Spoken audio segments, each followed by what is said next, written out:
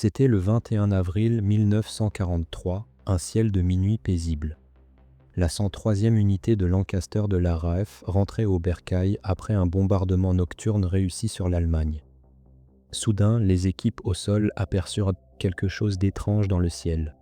C'était une silhouette mystérieuse qui ne ressemblait à aucun appareil allié ou ennemi connu. L'unité se souvenait que cette silhouette avait des ailes incroyablement petites, voyageant à très haute vitesse vers le sol. À 5h05 du matin, au Danemark, l'objet mystérieux s'écrasa dans un bosquet d'arbres. L'équipage se précipita vers le site d'impact et entendit un appel à l'aide troublant. En s'approchant, ils n'en crurent pas leurs yeux, c'était la section arrière d'un bombardier Lancaster avec le sergent Patrick Kramer encore à l'intérieur.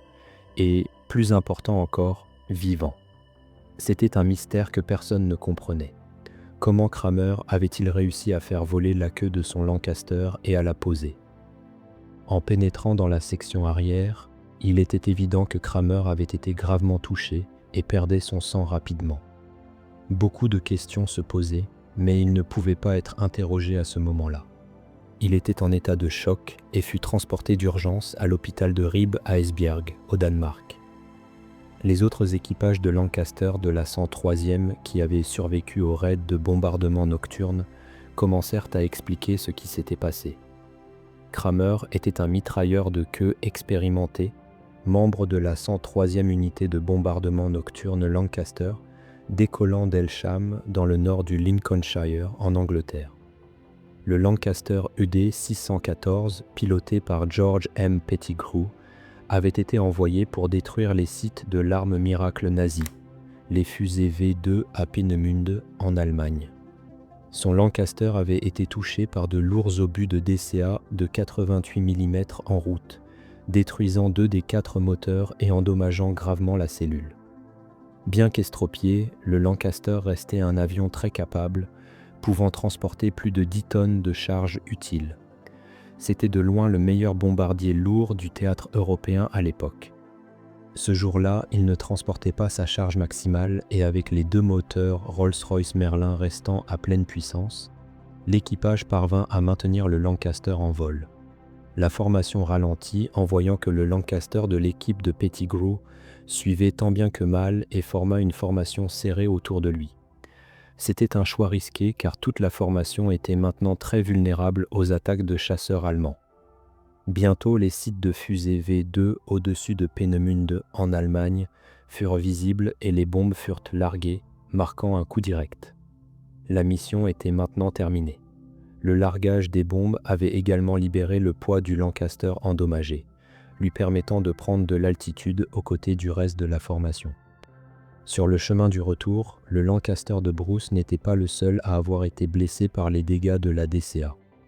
À proximité, il pouvait voir un Lancaster avec ses moteurs en feu et un autre avec la moitié de sa queue manquante.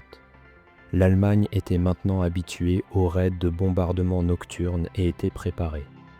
Le 29 septembre 1941, le NJG-3 fut formé, une escadre de chasseurs nocturnes conçue pour faire face aux bombardiers britanniques lors des raids nocturnes.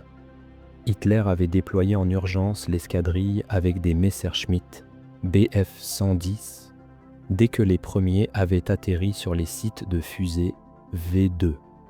Les Avro Lancaster avaient une vitesse de pointe de 454 km/h. Pour un bombardier lourd à long rayon d'action à 4 moteurs, ils étaient rapides. Cependant, les Bf-110 avaient une vitesse de pointe de 563 km/h, les rendant considérablement plus rapides. Couverts d'un camouflage sombre, ils montèrent à pleine puissance pour intercepter les Lancaster sur le chemin du retour. Habituellement, une formation de Lancaster pouvait abattre une escadrille de chasseurs allemands pendant la journée. Cependant, la formation serrée autour des Lancaster blessés, y compris celui de Pettigrew, signifiait que les Bf-110 pouvaient rattraper facilement. Holmenberg était le pilote allemand du 110 qui se trouvait maintenant derrière le Lancaster de Pettigrew et commença les attaques en piqué. Kramer, le mitrailleur de queue du Lancaster de Pettigrew, tenta de riposter contre Bear, mais il était très difficile de voir les chasseurs nocturnes dans le ciel de minuit. Les chasseurs nocturnes allemands étaient également équipés d'obus de canon furtifs pour empêcher les bombardiers alliés de les voir une fois qu'ils avaient commencé leurs attaques. Après 2 attaques en piqué, Kramer avait été touché à la poitrine par 2 obus de canon de 20 mm. Perdant rapidement son sang et incapable d'appeler à l'aide, il continua à tirer sur les 110. À 2h02 du matin, Bear visa la section arrière du Lancaster et réussit à l'arracher de l'avion, divisant le Lancaster en 2. Un Lancaster comptait généralement 7 membres d'équipage et malheureusement les 6 furent tués au combat aux côtés du Lancaster. Cependant, Kramer s'en était sorti. La section arrière d'un Lancaster était énorme avec juste un membre d'équipage. Elle agissait comme un planeur qui avait été coupé à la bonne longueur pour maintenir le centre de masse équilibré. Kramer vit les autres bombardiers au-dessus de lui et tenta de les engager une fois de plus. Mais quand il tira avec les canons cette fois, il remarqua que le recul les propulsait presque comme un moteur à réaction.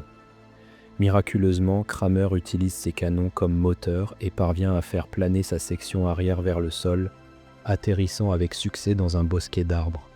À ce moment-là, il avait perdu beaucoup trop de sang et était en état de choc quand les équipes au sol le trouvèrent. Il fut transporté d'urgence à l'hôpital d'Esbjerg au Danemark, mais mourut plus tard. Cependant, ce n'était pas à cause de l'atterrissage, mais des dommages qu'il avait reçus avant que la queue ne soit arrachée qui conduisirent à sa mort. Ce n'était pas la première fois qu'une queue était arrachée d'un Lancaster. Cela s'est produit à plusieurs reprises pendant la Seconde Guerre mondiale, mais la plupart n'ont pas eu la chance de Kramer de survivre à l'atterrissage. Cela dépendait fortement de l'emplacement du centre de masse et de l'endroit où la queue était arrachée du Lancaster. Si le centre de masse était trop en avant ou trop en arrière, la section arrière aurait simplement basculé hors de contrôle, tuant très probablement le mitrailleur de queue à l'atterrissage. Chers amis, aujourd'hui, je ressens le besoin profond de vous adresser quelques mots du cœur. Ce projet, cette aventure qu'est notre chaîne, n'aurait jamais pu voir le jour sans vous. Derrière chaque vue, chaque commentaire, chaque partage, il y a une personne qui a choisi de nous accorder un peu de son temps. Et pour cela, je vous en serai éternellement reconnaissant. Votre soutien ne se résume pas à un simple clic. Il représente bien plus, la confiance, la curiosité et surtout l'envie de faire partie d'une communauté qui partage la même passion. Chaque message d'encouragement, chaque idée que vous nous envoyez, nourrit notre motivation et nous pousse à aller toujours plus loin dans la qualité et la profondeur du contenu que nous créons pour vous. Créer du contenu n'est pas toujours facile. Il y a des nuits blanches, des doutes, des moments où l'on se demande si tout cela en vaut la peine. Mais il suffit de lire vos mots, de voir votre fidélité, pour comprendre que oui, cela en vaut la peine. Parce qu'au fond, ce n'est pas seulement ma chaîne, c'est notre chaîne.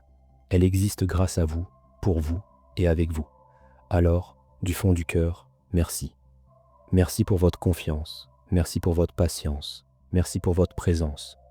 Vous êtes bien plus qu'un simple public. Vous êtes une famille qui grandit jour après jour. Et je vous promets de continuer à donner le meilleur de moi-même, à vous offrir des contenus qui vous inspirent, qui vous passionnent et qui, je l'espère, vous feront toujours revenir avec le même enthousiasme. Restons unis. Continuons à apprendre, à partager et à rêver ensemble. L'aventure ne fait que commencer et je suis honoré de la vivre avec vous à mes côtés, avec toute ma gratitude et mon respect.